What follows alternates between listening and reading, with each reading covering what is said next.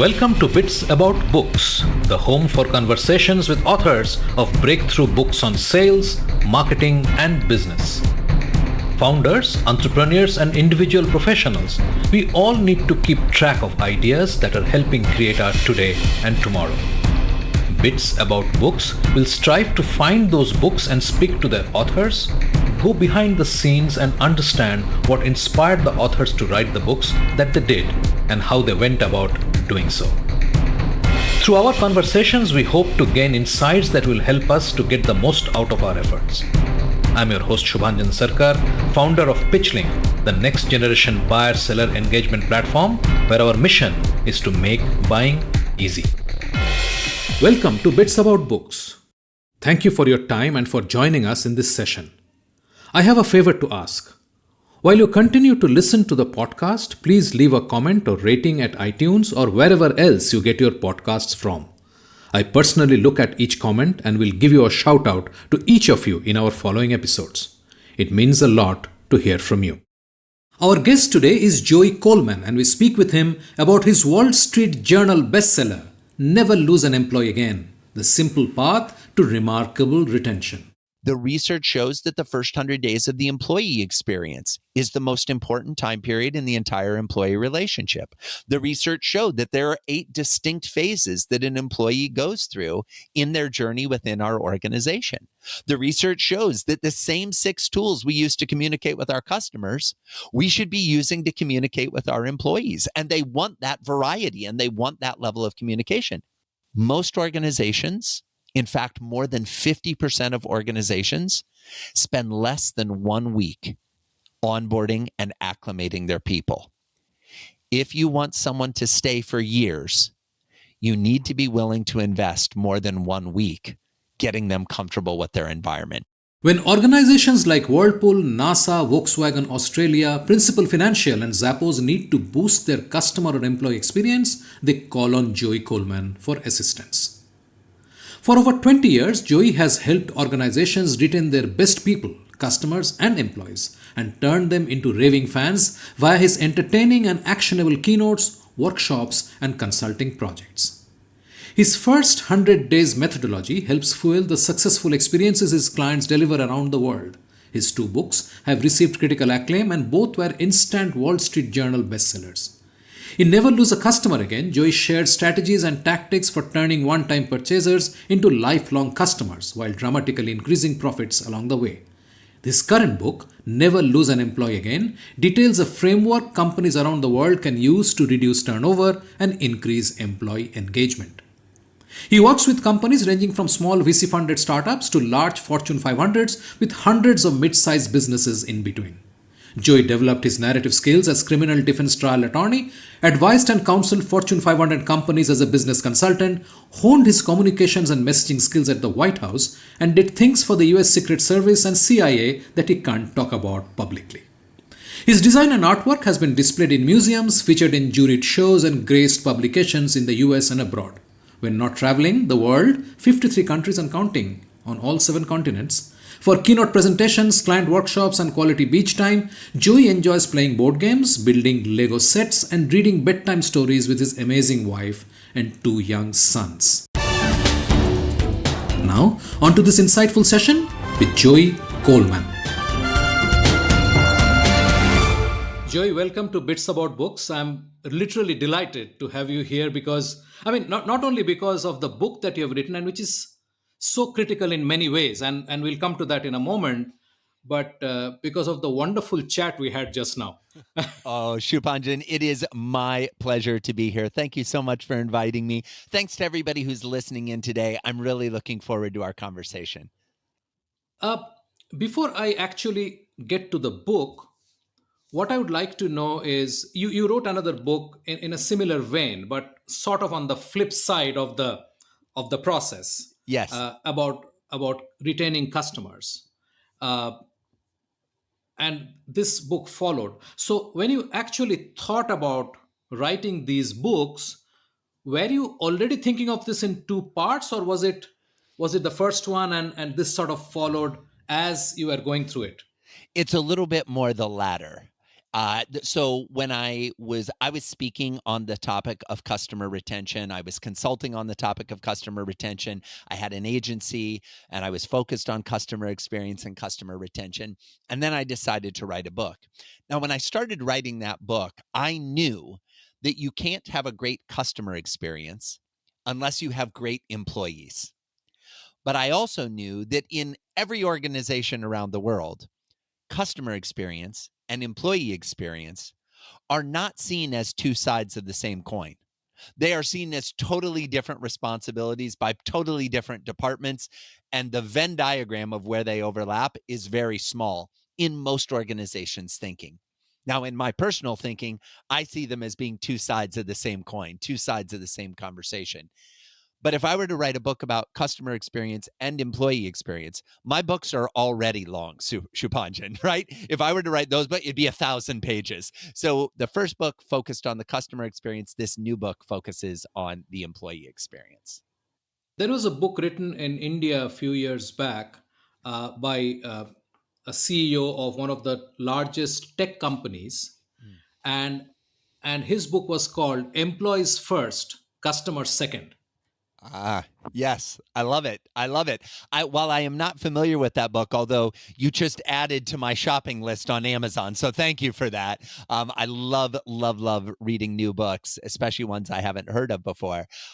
What I will say about this is I totally agree with that statement. When someone asks me, well, Joey, if I had to pick one, employees or customers, where should I focus? My answer would be employees, because every employee experience contributes to the customer experience. It is not the case that every customer experience contributes to every employee. Many of them do, but not everyone. Whereas it's guaranteed that if an employee experience it, the customers are going to feel that too. So I do like the idea of focusing on the employees first.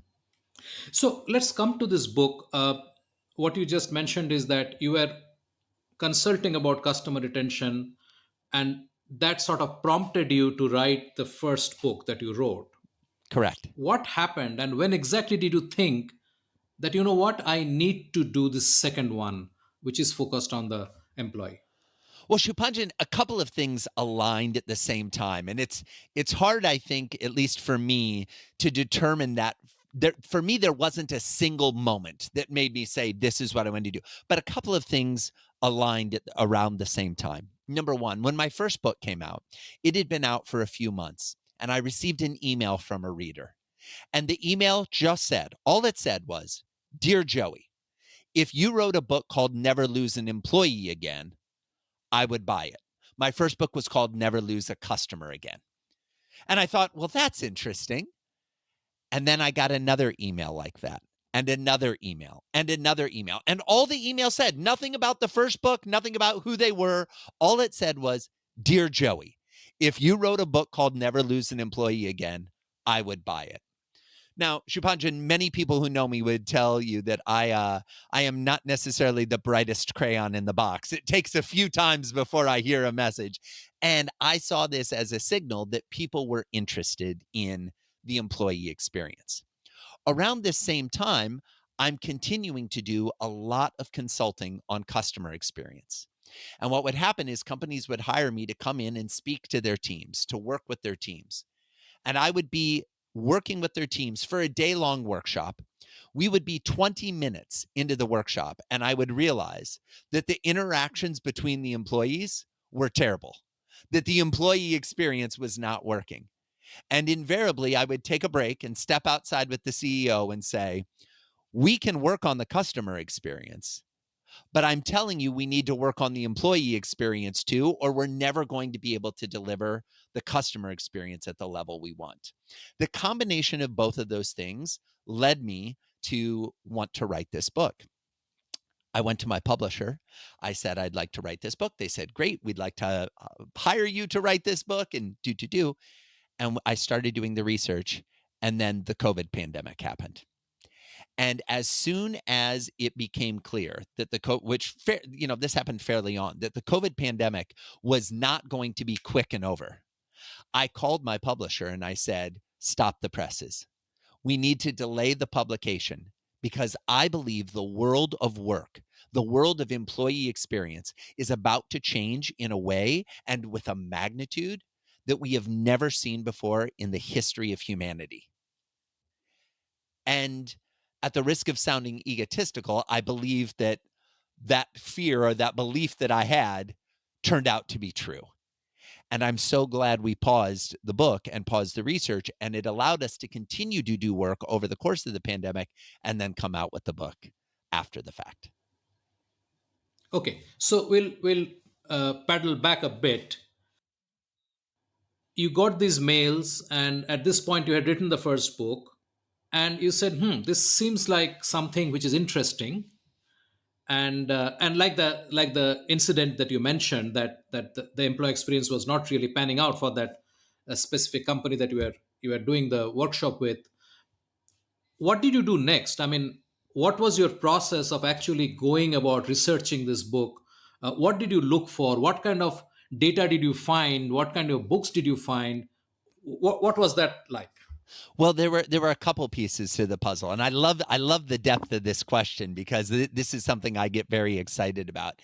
So the first thing I did is I wanted to immerse myself in the literature that had been written about employee experience. So I read hundreds of employee experience books. Tried to read as many books as I could that talked about employee experience. I read parts of books that talked about employee experience. I tried to get familiar with the literature that had already been written, the ideas that had already been shared. I'm a recovering attorney. I used to be a lawyer. And what I realized from my time as a lawyer is that readers want two things. It's the same as juries in a court system. They want two things.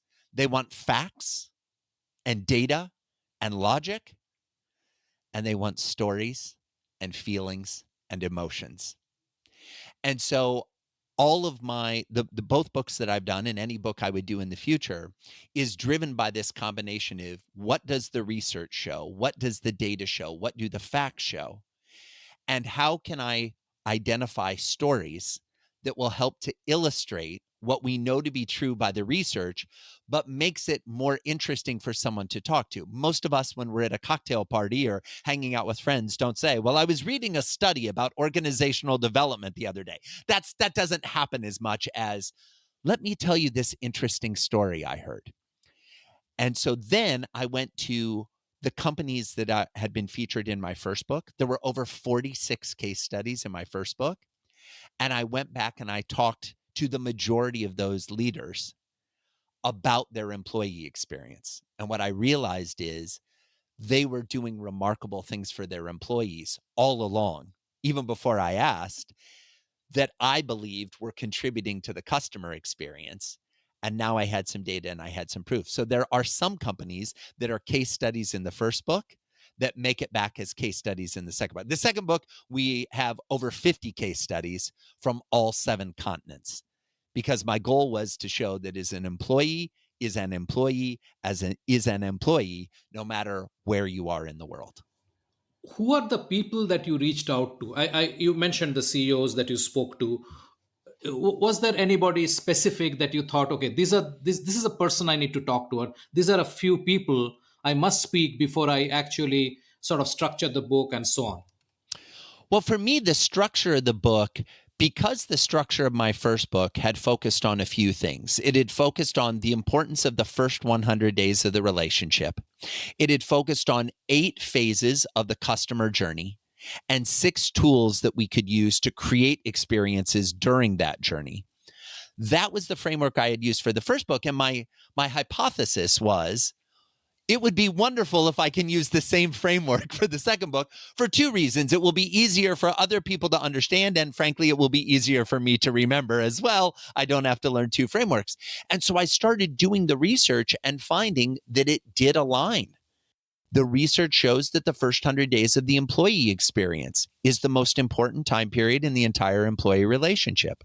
The research showed that there are 8 distinct phases that an employee goes through in their journey within our organization. The research shows that the same 6 tools we use to communicate with our customers, we should be using to communicate with our employees. And they want that variety and they want that level of communication. So as soon as I started to realize that, the framework was already there. I will say there was, when I was writing the book, people talk about the book Moby Dick and the white whale, the one big one that you wanted to get. I decided that there was one case study that if I could get a case study with this company, I would personally feel like I had had a wonderful experience writing the book. And my belief was that this company would have a great story to tell as it relates to the employee experience. And that company was Lego, the company that is famous for making children's toys, plastic bricks that people play with around the world, young and old. And I worked my way to the head of people at Lego. We were supposed to have a 15-minute conversation. That's the amount of time he gave me, which I was very thankful for. We spoke for 45. And at the end of 45, I said, is there anyone else in the organization that you would be willing to introduce me to? And he introduced me to his team. And then I spoke to them. And it became the last chapter in the book where we say, let's look at a company that has done all the pieces of the 8 journey, no pun intended, as a case study of what we can aspire to when we think about creating remarkable experiences for our people. That's such a nice story. I appreciate that. So Joey, the 6 tools, a lot of times frameworks are created, and obviously frameworks are created so they're easy to understand and easy to absorb, and also easy to remember. So if you have to actually go back to the book to remember it, there itself We have there is a problem. friction. We have a Yes. problem, right? I mean, Yes. fair enough. Yes, of course. No, Yeah. 100%. Yeah. I agree. So how do you arrive at the 6 tools that you think are required to sort of counterbalance the 8 stages and then the ultimate outcome that the company is looking for from No, the I employee? appreciate this question, Chupanjan. So when I was looking at the journey, I knew that we need to interact with our customers and we need to interact with our employees in a way that creates wonderful touch points and experiences that move them from one phase of the journey to the next. And so I started thinking about all the ways we can potentially communicate or interact with the people we know. And this applies to customers. This applies to employees. Frankly, this applies to your spouse or your significant other or your children or your parents. This is how humans communicate. So I looked at them. What is the number one way that humans historically have communicated? In person, conversations like this. Great. That's one of the tools. What is the most common way that people communicate today? Email. Now, people don't get as excited about emails as they do about in-person interactions, but it's a big part of business. Sure. What did we do to communicate before we had email? Well, it was 2 things. We had phone calls and we had physical mail, sending things in the post. Yeah. That's how we used to communicate. Okay, great. Those are 2 tools now. I then said, what are some ways that we are starting to communicate, but we're just at the very beginning of the story? And the one that I realized and came to mind was videos, individual personal videos that we shoot and send to another person. Great. So that was 5 tools. And then I came to the 6th tool. Now, the 6th tool, Chupanjan, I have to give credit to my wife, because my wife deserves so much credit for all of the work I've put out in the world and all of my books. She's my editor. She's amazing. She loves gifts. She loves giving gifts. She loves receiving gifts. I like gifts. I'm happy to give gifts, but it doesn't light me up the same way it lights her up. And what I realized is so many businesses give gifts to their customers. So many employers give gifts to their employees that either make those people feel greatly loved and valued and appreciated, or more often than not, it makes them feel like they don't matter. An employer says, "Oh, Shupanjan, thank you for working for us for 10 years. Here's a Starbucks gift card for $10." Now, I'm not being critical of Starbucks. I'm not being critical Sure. of a gift card, but the gift is not commensurate with the value of the relationship. At this point, I had identified 6 tools, and those became the 6 tools that informed my research. And then when I was interviewing companies, I would say, "How do you use email? How do you use GIFs? How do you use videos?" And invariably, they would start telling me stories, and I would say, "That's the story I want to highlight." And so in my books, the reason there's so many case studies is for every phase, there is an example of a company using one or more of those 6 tools. What strikes me is the simplicity of how you approached it, and I think that's the big gift, because most of us I mean, adults, we specialize in complicating stuff, right? That's why we are Yes. adults. That's why we're not children. I mean, children can look at something and say, "This is very simple. This Of is what course. it is."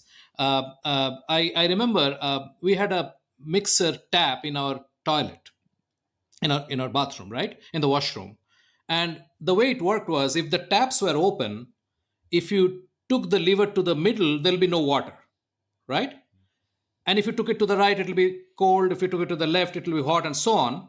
But we obviously never kept those open. The taps were never open. The taps were always Sure. closed.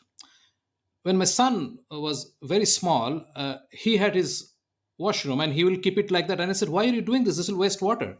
He says, "Why? Is any water coming out now?" I said, "No." "Then what's your problem? Why do you want me to open and close it every time? I know where exactly it is." Wow. Wow. Yes. I have 2 young boys myself, and I try, and I could do a better job of this. I try to observe them being present in the moment. Children are brilliant at living in the present.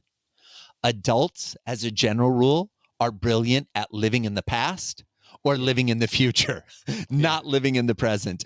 And Yes. I agree, and I think that's where we see the possibilities. That's where we see the global truths and the things that are simple enough that we can build frameworks around, build concepts, but also build a practice.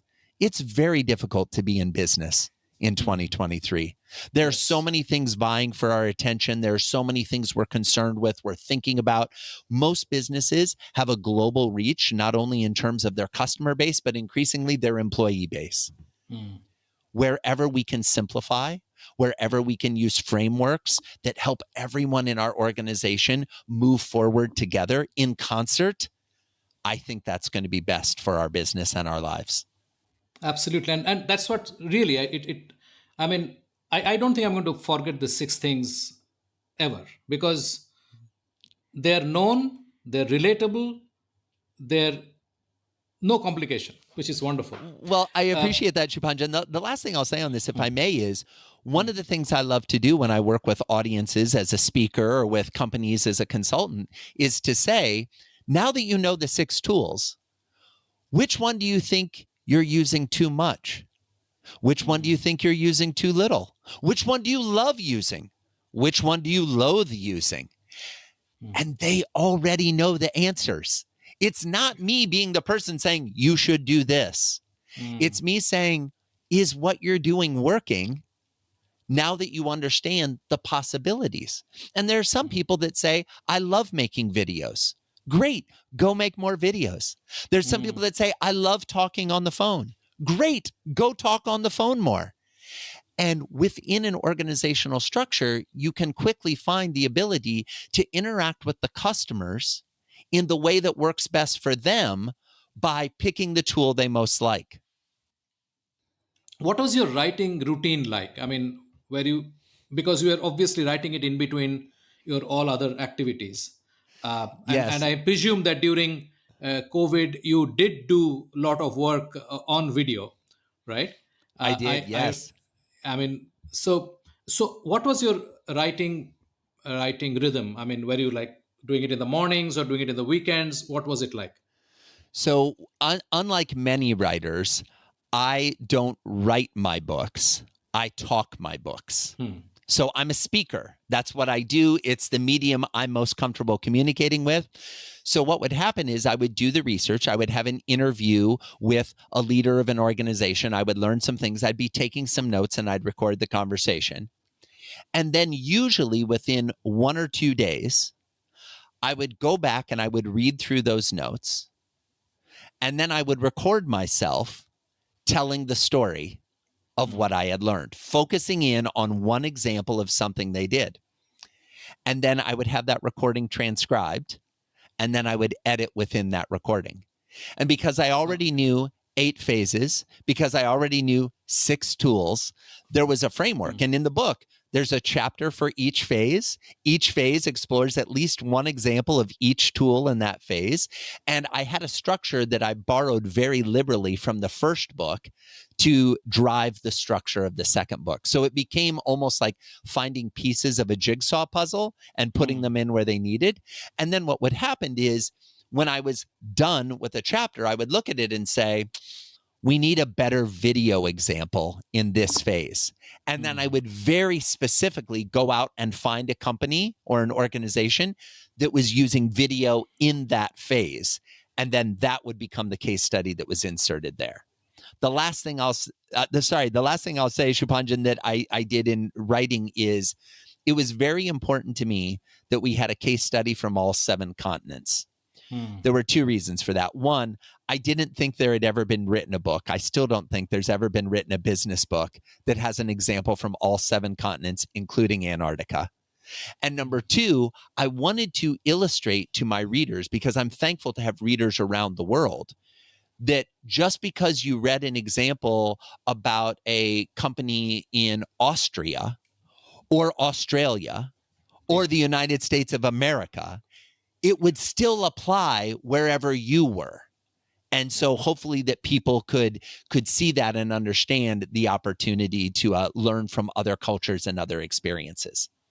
And this is very vital, actually. I mean, even if you look at starting from In Search of Excellence or all those books, I mean, essentially, when I'm sitting, I mean, I work between Toronto and India, Canada and India, Bangalore in India, if Okay. you've ever visited. Yes. So you see, I mean, you obviously relate to what is being told, but if you try to sort of map it onto organizations here, you will have difficulties. You understand the universalness of a message. I mean, that's okay. I mean, obviously you can, but I see where your thought is coming from, and that's a very powerful thought, obviously. Well, I appreciate that. And I'm very excited to have case studies from Canada and India in the book. Right. So I at least got those 2. Now, could I get every country in? No, absolutely not. But Yeah. one of the things I've done going forward is I have an offer in the book for people. There were in every book, there are things that you wish you could have included in the book that, as they say in the movie business, end up on the cutting room floor. You just can't include. I wanted to create something, so I built a free offering with the book called The Vault, where I add new case studies and examples. And one of my little goals, which this is the first time I've ever shared this publicly, is to continue to add examples so that hopefully one day, and it's going to take me a while, so readers, give me patience, give me time, to have a case study example from every country in the world. Because then I think we'll have achieved it. So that's the long-term, decades-long goal. I don't think it's going to be difficult for you to. I mean, it'll take time, Exactly. but it will not be difficult. I agree. I agree. Yeah. It's time for a short break. Stay with us. After the break, This is when the employee achieves the goal they had when they originally decided to accept your job offer. By the way, their goal is not to get a paycheck. They want to get a paycheck. They want to be paid, but that's not their goal. Their goal is a quality of life. Their goal is a certain level of experience or a certain level of responsibility or to learn new skills or to have new achievements. The challenge is every employee is hoping to accomplish something different. And as organizations, it behooves us to pay attention to what those desired goals are, to track our employees' progress towards them, and to celebrate with them when they achieve those goals. You are listening to a Business Podcast Network original. Podcasting is the fastest growing content marketing opportunity which is untapped. We can help you craft your audio strategy and help leverage the wide reach and easy streaming capability that the smartphone penetration provides. It is easy, it is powerful and personal.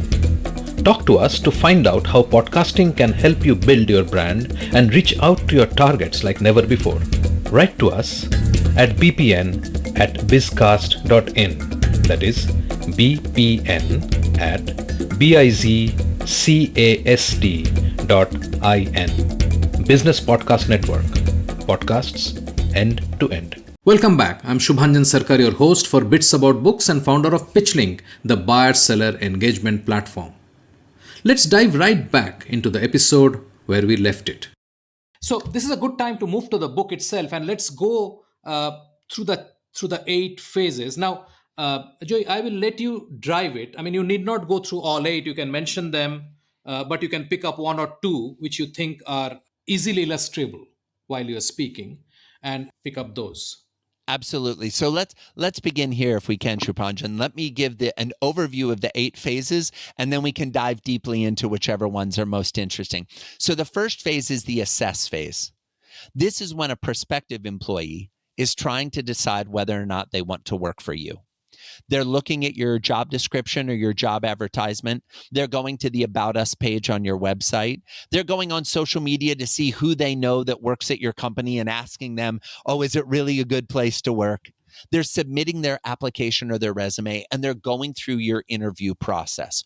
All of these things are happening in the assess phase. When we often as employers think that we're assessing the candidates, but we often forget that they're assessing us as well as an employer. We then come to the second phase, the accept phase. In the accept phase, the organization extends an offer of employment, and if we're lucky, our desired candidate accepts the job offer. We then immediately go to phase 3, the affirm phase. Now, I imagine, Shubhanjan, that many of your listeners are familiar with the concept of buyer's remorse. What they may not be as familiar with is the concept of new hire's remorse. The feelings that a newly hired employee who accepts their job offer feels when they begin to doubt the decision they just made to accept your offer.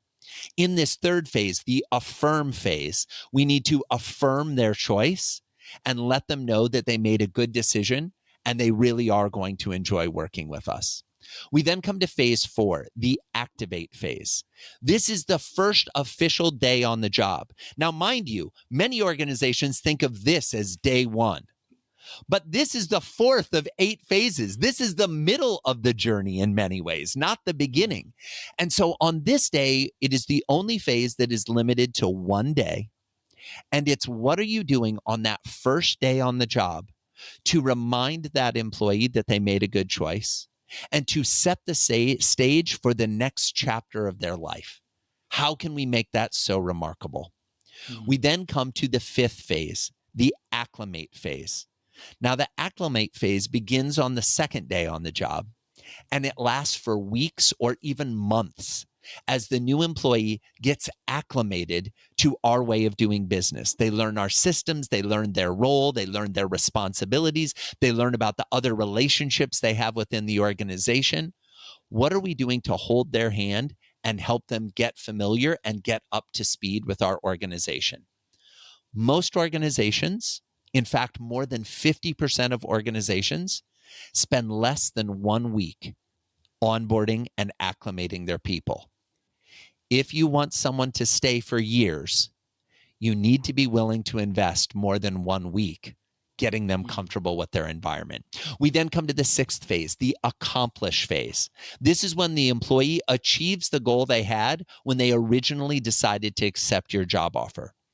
By the way, their goal is not to get a paycheck. They want to get a paycheck. They want to be paid, but that's not their goal. Their goal is a quality of life. Their goal is a certain level of experience or a certain level of responsibility or to learn new skills or to have new achievements. The challenge is every employee is hoping to accomplish something different. And as organizations, it behooves us to pay attention to what those desired goals are, to track our employees' progress towards them, and to celebrate with them when they achieve those goals. We then come to phase 7, the adopt phase. This is when the employee becomes loyal to us and only us. They're not answering the call from the recruiter or the headhunter. They are committed to our way of doing business. The challenge is in most organizations, we take our best adopters for granted. They've been with us the longest. They are part of our culture, but we don't do the best of celebrating them. And finally, if and only if we've helped navigate them through those 7 phases, do we have the right, the privilege, the honor, the opportunity to invite them to the 8th and final phase, the advocate phase, where the employee becomes a raving fan, singing our praises far and wide. They're going on Glassdoor and writing reviews of what it's like to work here. Whenever we have a new open position, they're recruiting their friends to come be part of our company as well. Our desire should be to get everyone we can to the advocate phase. The problem is most companies try to jump from the first day on the job to advocates without spending time in the other phases in between. This is great. So I will sort of straight away go to affirm and activate. Not because the other two are not critical, No, but I I think understand. I think that is where the magic starts happening, because the previous ones are still pretty much in the domain of the employee doing something on his own, sort of. Uh, how close are these two phases to each other, and how is it different? So, without activating, how do you actually ensure that the affirmation happens? So the affirm phase happens the moment after they accept the job offer, and it lasts until their first day on the job. Now, for the Okay. typical employee in the typical organization, that's somewhere around 2 weeks Yeah. because they accept the offer. They have to give notice to their current employer that they're leaving. Yeah. And then 2 weeks later, they show up on the job.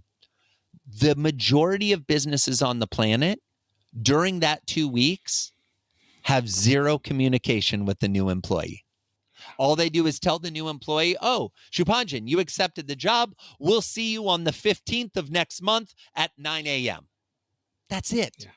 They don't welcome the employee. They don't affirm the decision. They don't communicate to keep the employee excited. Some brand new research. I've got to share a little research, if I may, because Yes, absolutely. some brand new research came out 2 weeks ago from Gartner Group, large international research organization, very well known. And they looked at people who had accepted job offers in the first quarter of 2023. And they looked at a sample set of 3,000 people who had accepted a job offer for a new job. And what they found is that 50% of those people did not show up for the first day of work. Wow. 50% because they had accepted a job offer somewhere else during the intervening 2 weeks or however long the period was. As if that isn't sobering enough, they then went to the 50% that did accept the job and did show up for the first day of work. And 47% of those people said they would be willing to entertain a different job offer instead of the place they were working if they got a job offer. So this is the world we live in today. And employers, I think, need to recognize that there is more competition than ever before in human history. There are fewer workers to fill the positions you want to fill. And as a result, you better be paying attention to the affirm phase. This is very critical because when we are looking at especially the COVID, if you refer to COVID and that phase, you saw how rapidly workforce were let go of by most companies, irrespective of how long they have been working, Yes. because they thought that being answerable to Wall Street is more important than retaining the employees.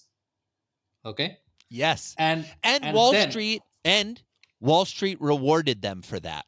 yes, Wall yes, Street rewarded that behavior. yes, yes. Wall Street has been quite consistent in rewarding wrong things.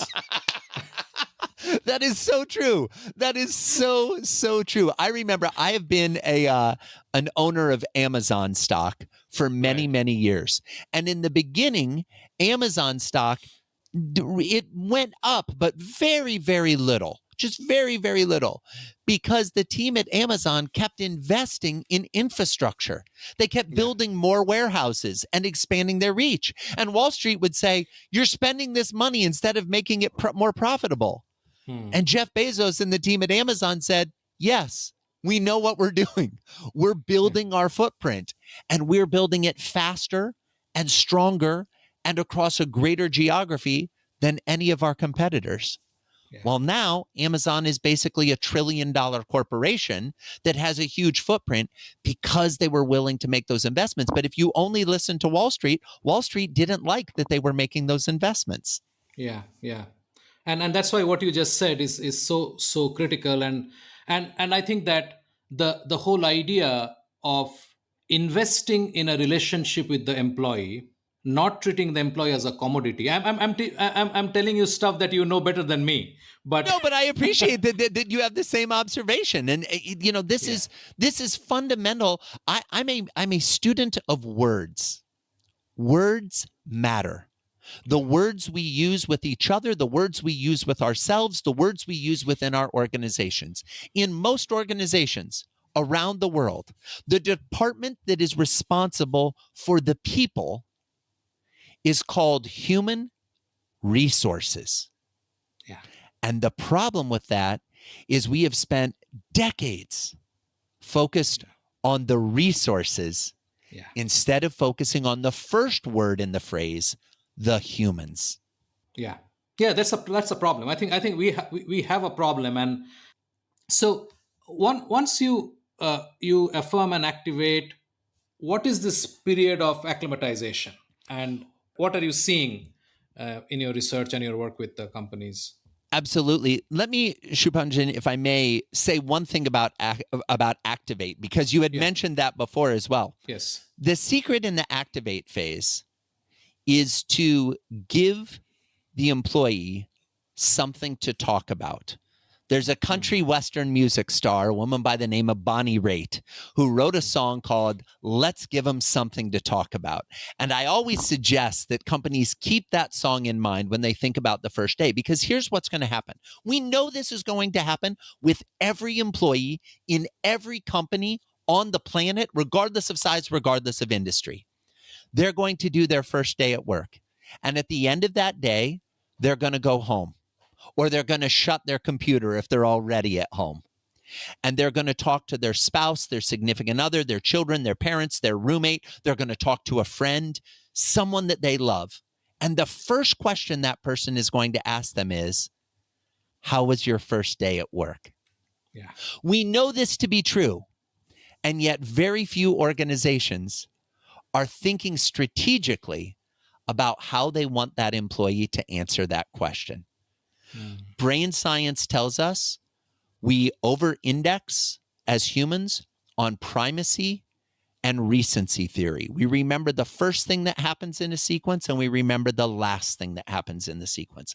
If I were to ask you, Shupanjan, to list out all the places you've ever worked in your life, and you were to create a list, and I were to close my eyes and point to one, and I were to say, do you remember what the first day on the job was like at this organization? And do you remember what the last day was like at this organization? More often than not only do you remember, but you have very strong feelings about it, either positive or negative. Employers should pay attention to this. Yeah. Yeah. I totally, and it's reminding me of Disney and how it ensures that somebody who is in the queue has a great time while they're waiting in the queue before they actually Exactly. go for the ride. Right? Yes, exactly. People waiting in Disney for hours in the queue don't complain. Why? Because waiting in line is as much of a ride and experience as the actual ride that you're going on. Yeah. Yeah. Because they've figured out how do they take the part of their experience that isn't remarkable and make it remarkable by thinking more strategically about it. Yeah. Yeah, and that also reminds me about a trip I made to Zappos headquarters in Las Vegas. I don't know whether you have been there. I have. And I have. yeah, yeah. Of course, Tony Shea is no more. That's a shame.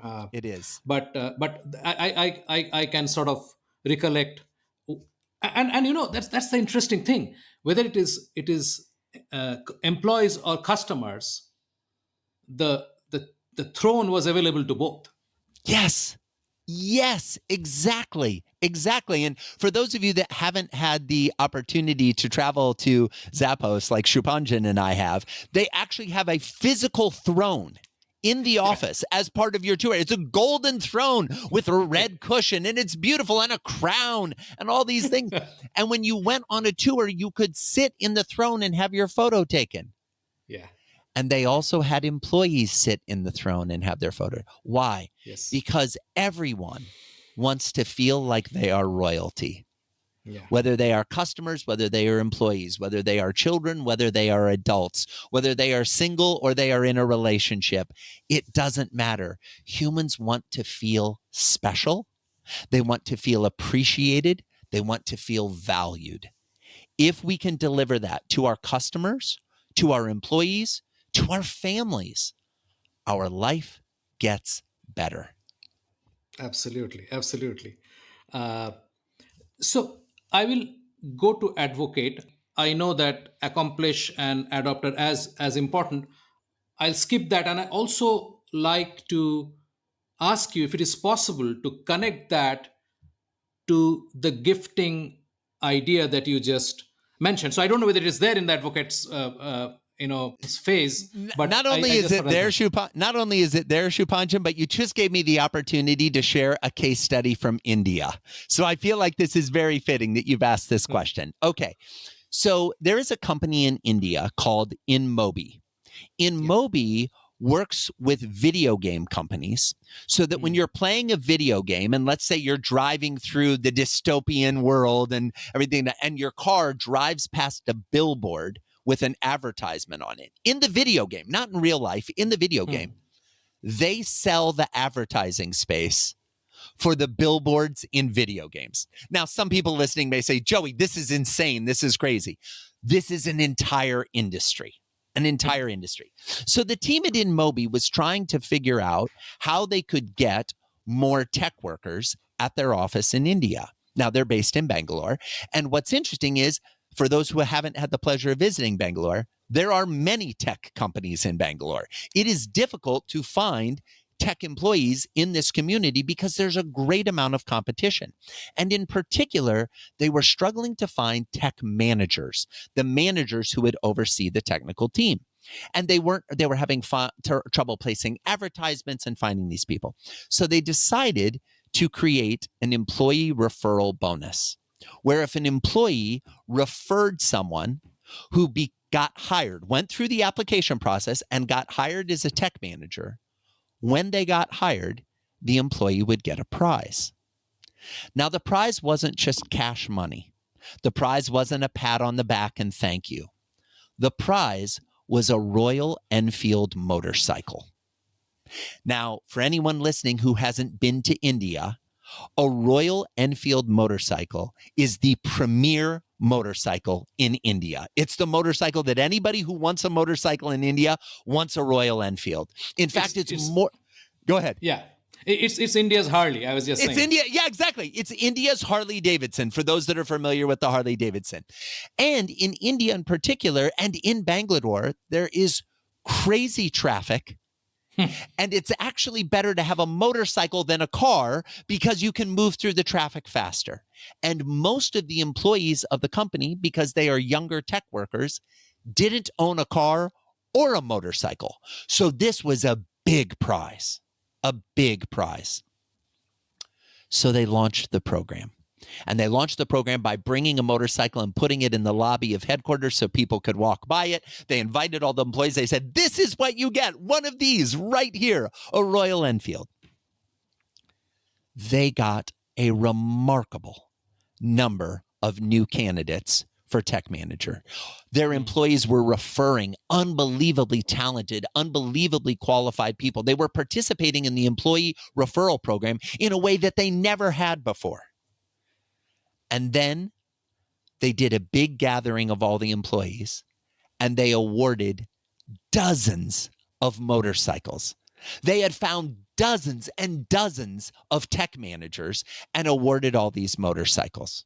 And that's wonderful. And it's a great example of giving a gift to motivate a behavior. But here's the business case for it. Because many people listening might be saying, well, Joey, that's fine, but I can't afford to buy a Royal Enfield motorcycle for every employee that refers a new hire. This is how desperately they needed tech managers. A year later, they went back and they looked at everyone that was hired during this time for the tech manager position. About 22% of the people who had been hired from a job advertisement were still at the company. About 33% of the people who had come in through a recruiting agency, an organization finding tech managers, were still at the company. Over 50% of the people who had been a direct referral from the employee were still at the organization. This has a dollar value that when your employees are invested as advocates, not only do you get more candidates, you get better candidates, and those candidates stay longer. The research has proven this in every industry you can imagine, in every jurisdiction on the planet. These are the type of employees you want. You want employees that other employees have advocated for them to come to your organization. That's a wonderful story. I will jump straight to chapter 12, which I would like to believe is the Lego story. It is the Lego It is? story. Yes. Right. So let's get to the Lego story and wrap it up from there. Perfect. Bits About Books is brought to you by PitchLink, the buyer-seller engagement platform. PitchLink makes buying easy by enabling high-quality engagement between buyers and sellers through its presentation and discussion modules. Sellers create customized sales narratives using sales collaterals and personal videos and reach out to prospects through a non-intrusive, buyer-qualified engagement. PitchLink requires no installation or download and holds the entire repository of sales collaterals and buyer-seller conversations. Talk to us to know more about how you can engage with customers without intrusion. Call us on 99021 631 32. So you're talking about the golden rule of employee relationships, and I'm imagining that this is the story of Lego. It is. And so one of the interesting things about Lego is I had a belief, because I'm a fan of Lego. In fact, Lego has a group of customers that they refer to as AFOL, AFOL, adult fan of Lego. I am one of those. I'm self-admitted. I've been a fan of Lego since I was a young child. I'm still a fan of Lego today. One of the things I found when I interviewed the people team at Lego was that they are committed to remarkable experiences in every step of the employee journey. But the step in many ways that I found most interesting was the affirm phase. Now, we already talked earlier about how important the affirm phase is. Lego, when they're hiring a new person for a position, when they accept the job, sends them a package. The package has a handwritten note from the CEO of Lego. It has some Lego swag, some shirts and water bottles and things like that. But it also has some Lego kits, some actual Lego toys or pieces. And the letter says, "We're excited to have you come build with us." And they kind of play on the fact that they are a company of building bricks. And that's interesting, and that's special, and that's a great idea. But to be honest, I had a feeling that Lego was even more remarkable than that. Now, most companies don't do that, so they're already remarkable. But when we were talking, the team at Lego shared that they actually send that kit not only to the person who gets the job, but they send a very similar kit to the top 2 candidates who did not get the job offer. Now, their letter's a little bit different. While we were unfortunately unable to extend you an offer for this position, we loved our conversation with you, and we would like to stay in touch with you. We're going to proactively reach out to you to hear how you're doing, how your career is advancing, what you're interested in. Because if you were good enough to be in the final round, we believe there is a future for you at Lego, just not in this specific position. And we want to stay in communication. And here's some Legos, and we'd like to continue to build our relationship with you. This sounds beautiful. This sounds wonderful. It sounds nice. It sounds kind and generous to these candidates that have spent all the time. But it's also a very intelligent business decision, because every once in a while, the wrong person accepts the job offer. They've made the offer to the wrong person. The person accepts the job, they come, and for whatever reason, it doesn't work out. How do you think the next candidate down is going to respond when Lego reaches out and says, hey, as it turns out, the person we previously extended the job to, it didn't work out. We'd love to re-engage in the conversation with you about the job. The people want to accept the job before they've even had a conversation because they felt seen and valued and appreciated even when they didn't get their original goal of getting the first job offer. To me, this says that Lego is committed to not only the employee experience, but the candidate experience as well. And when you're committed to your candidates and your employees and your customers, what you have is an organization that the ethos, the ethic, is one of commitment to people.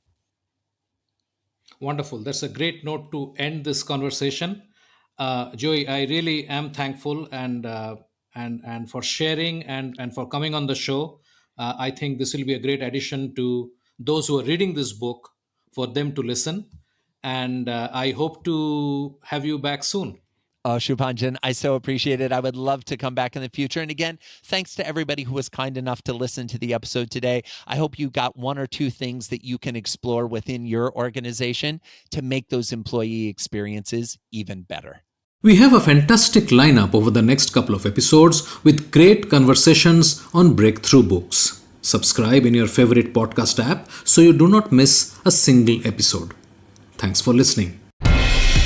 Thank you for being with us today on Bits About Books, where we talk to authors about breakthrough books on sales, marketing, and business.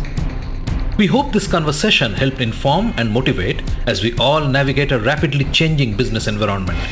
For us, these are enlightening conversations enriched with knowledge and expertise. We encourage you to go out and buy the book to learn firsthand and implement some of the great ideas we discussed today. We hope to have you with us again in the next exciting episode of Bits About Books.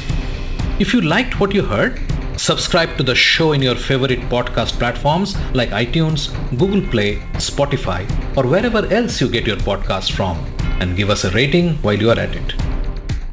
This Bizcast original podcast is produced for PitchLink, the next generation buyer-seller engagement platform, where the mission is to make buying easy.